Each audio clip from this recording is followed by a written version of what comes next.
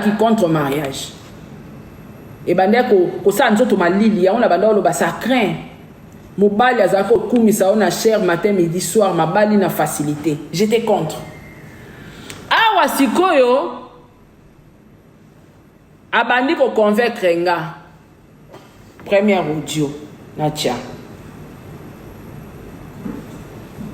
Nga na bima na nga zoba na makamba buzu ya boy na ko bimaka jamais zoba o moni nga loka na bima de zoba na makamba niki na fali plus jamais o moni moi mayele abandela ki zoba deux fois te sera salik erreur une fois deuxième fois comme ma volonté ya fali soki na salaka ngo erreur na zo mayele donc na ko sala ngo souhait pas monter so na sali ngo comme volonté comme cop na nga non ça te.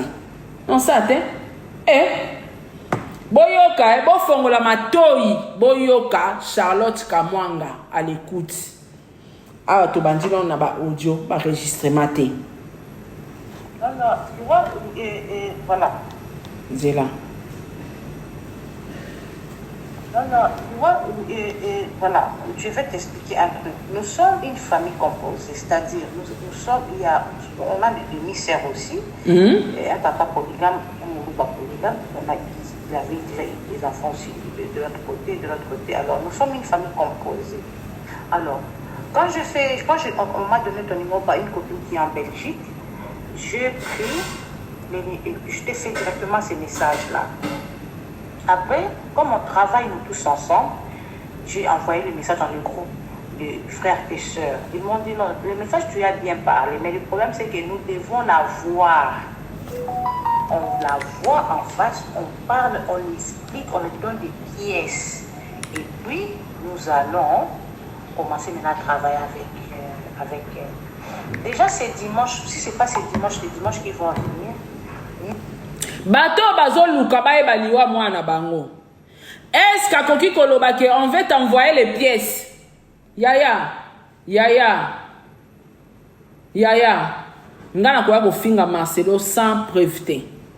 Na koya ko vendre la Marcelo sans preuve te. Ezo comme diffamation. Au moins ma na lobe la famille eza makambo ba pia kinga. Na fondé te, na ba enregistrement eza. Nazo bete la ngotolo binga so na matière. Na fongola munoko na coin ti coin pour na teyama. Na otanga komone Charlotte Kamwanga. So na ko sele makamba afunda ngati. Na ko sele te ayebi place azana enregistrer ayebi. Ami yebi. Ayebi. Oso mona ya matina ba live a contredire que mam Sarato lo ba akoselinga a lo bangote pour na ba preuve ne ya ba clé ya ba sorti tout. On a ko se défendre. Alors, bozoyoka awazo parler ni na ba pièce au fois pesanga bango bazala anonyme bolanda ba propos na bien pona bango bazala anonyme ngana yaka ko frappeler bango Marcelo entre temps bango ba olinga bazala anonyme po ba ibisaka Marcelo eza nango ba internet eza bisoté Marcelo abanga pesa bango mbongo intérêt na ngezani toyoka. Non, tu vois, voilà, je vais t'expliquer un truc. Nous sommes une famille composée, c'est-à-dire nous sommes, on a des demi-sœurs aussi, et un papa polygame, un mourou polygame, il avait des enfants aussi de l'autre côté, alors nous sommes une famille composée. Alors, quand on m'a donné ton numéro par une copine qui est en Belgique, je t'ai fait directement ces messages-là. Après, comme on travaille nous tous ensemble, j'ai envoyé le message dans le groupe de frères et sœurs. Ils m'ont dit non, le message tu as bien parlé, mais le problème c'est que nous devons la voir. On la voit en face, on parle, on l'explique, on lui donne des pièces. Et puis, nous allons commencer maintenant à travailler avec elle. Déjà, c'est dimanche, si ce n'est pas c'est dimanche qu'ils vont venir, nous, on va aller dans le cimetière. Avant les 13, la date où elle était morte, soi-disant, on va aller faire des photos, on va publier, on va... Au moins une copie au des cimetières. Ba préparer un kala. Ba osala ba photo, ba osala ba vidéo, ba otinde la rapport et accompagner matière. Est-ce que boyoka? Ziana zonga sima muke. babanda kopo lelo ba okeno lela yango moninga tang na koloba kolela wana ya balarme de crocodile boki olela na cimetière à Blanche botikala olinga Blanche te boza besoin mbongo po basi babetela yenga kopango yango boyoka. Yes. Et puis nous allons commencer maintenant à travailler avec elle. Déjà c'est dimanche, si c'est pas ces dimanches, les dimanches qui vont venir,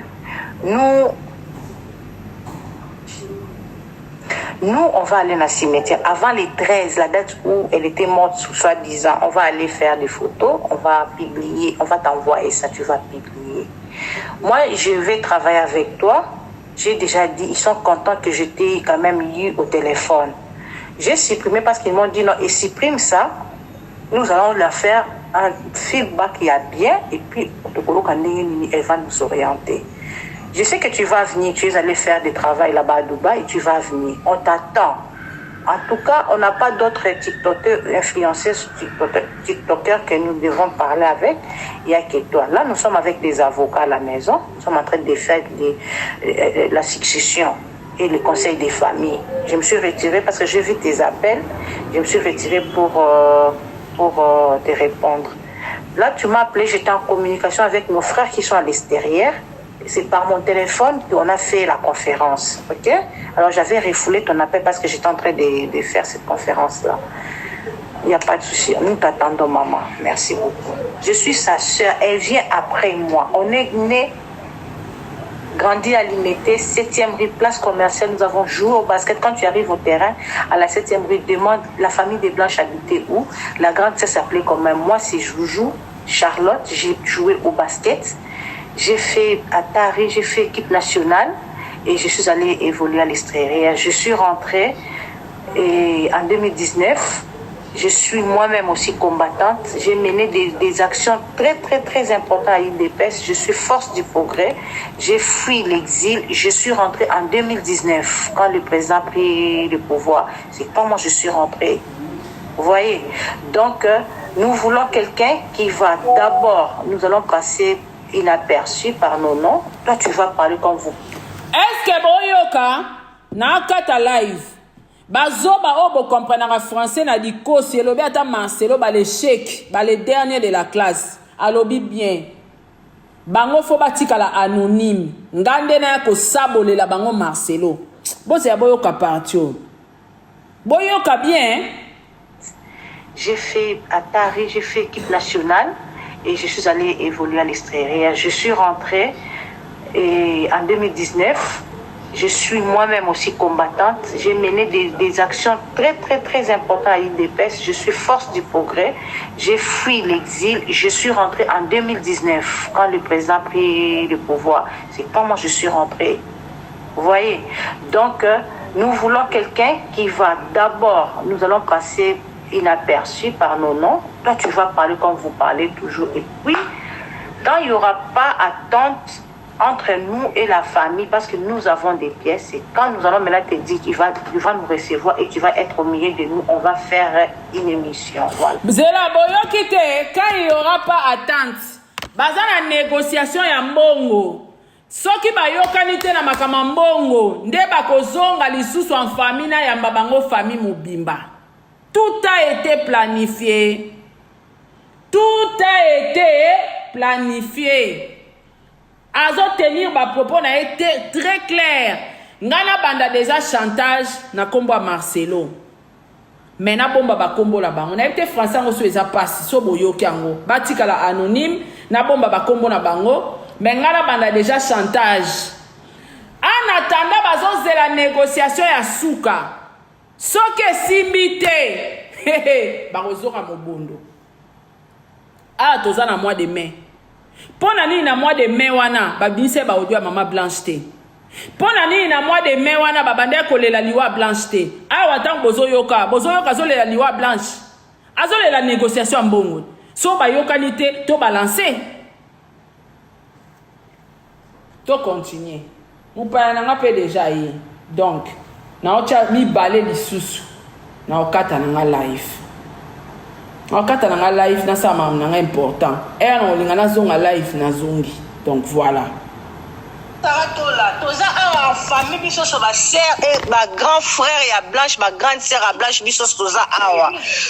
Tozo awa babenga nga appel famille mobimba. Omoni makamnyos tout ba sala lelo, ezaki planifié depuis mois de mai. Que au cas où Marcelo ba yokana na mama mbongo te, ba omema ba obimisa procédure B, eza planification. Yao ba ke na cimetière à Blanche, déjà ba planifier kango. Na yo kisibino audio nde ba planifier que to ça ba vidéo to tindela yo et tout, to travailler na yo, mais biso to tikala anonyme. Yango moni ba audio ezo bima, bango baza anonyme, eza principe na bango. Pour ceux qui ba komi devant Marcelo, bisote batuto salango eza bat internet kande bazalaka yango moni mama oyo ekobota courage kopekisa ote Marcelo pazalora mwana nanga awanga ni Lise Manzambi parce que ba moni mbongo ekei Marcelo asalobi nyonso na cher akopesa ne sumbongo wana te bakene na logique à l'état toyoka. Allô, bonjour Saratola. Toza awa famille biso so ba sœur et ba grand frère ya Blanche, ba grande sœur à Blanche biso toza awa. Tozo yebisa yo ke dossier za na maboko na yo. Tozo kende dimanche prochain na cimetière to kanga ba photo tozo tindela yo. Yo baki na ko la semaine ko toza na besoin to solo la biso so ba famille à Blanche. Na tina numéro ya grand frère, na tina numéro ba tu no pisa numéro na pa ba sœur nyonso ba ko benga to contacter. Saratola, yo nem dans le dossier wana.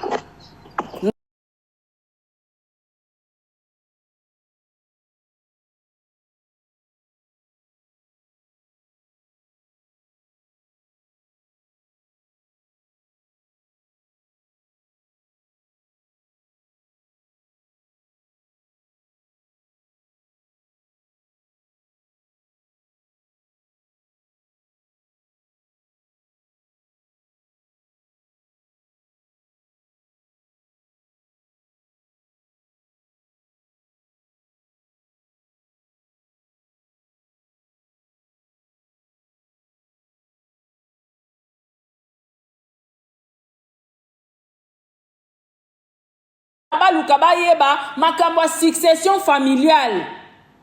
C'est ça ce qui les intéressait. Na ki na kanda na kata life na ebite pour anine bazoba boy communauté moko bazoba boza ba problème na ba vie na bino ole bo sambela na bino banza bo sambela nzamba pambola bino bo sambela nzambe pona bana bino pona venir a bana bino ebi jour okufa te bozo kotaka na makambo bozo eba mutuna makolote soki Marcelo azandoki sora boma mwasi na e ya biso penani na kati. Famille na emoko eza derrière l'argent. Baza même pas ko luwa ko eba luwa Blanche. Yanga nini na kati. Ah. Loba oye bisabiso loba ba yoka yo na ocha audio batni so toto en famille ba yoka yo répondre nga na audio oyo ndeko nanga. Biso toza en famille nkamba mama Blanche tuna si famille ya mama Blanche biso yo to lamuki. Yo comment déjà na page de sola ki nga na jour le biké news la famille de mama Blanche est sortie du silence yango wana. Ba c'est kana bango hein. Eh allez bino bat internet bolati ba émotion. Ben sensé. Bande des insensés. Hein? Émotion anine. Émotion bino bolati wane zo utawapi. Famille mo bazo sekat. Hein? Boyoki ba audio te. Boyoki audio te zolo ba que nous sommes avec les avocats. Tozo parler sur la succession. Boyoki ngotote. So ba futinga mbongo. C'est que ba futinga mbongo na corrompre ndeko Blanche ça ilanga ba audio. Bazo ba ben insensé bazo ba basi. Yango bokoma mitema mabe bo supportaka batu ba avancer te na vie. So Marcelo footinga ba audio pe Marcelo mta footinga donc Marcelo footinga ngana ke ko futa Charlotte Kamwanga poti ndelanga ba audio pona contredire bango. So Marcelo footinga c'est mon travail et bongo ba audio ba fondé to fondé. Quelle méchanceté. Nga sko na ebi vérité. Bolingi nga na bomba vérité wana na kota na kacha eno bo wana ngona Marcelo nde bozo kangendoki na koyate. La voix du peuple c'est la voix du diable. Na oyate. Na suki wana na réunion na ngana osama important. Er nyonso na mona na komi disponible na oya o continuer. n'a pas na cité non yo continuer donc mon père n'a déjà commis n'a censé au 4 live donc on se retrouve tout à l'heure.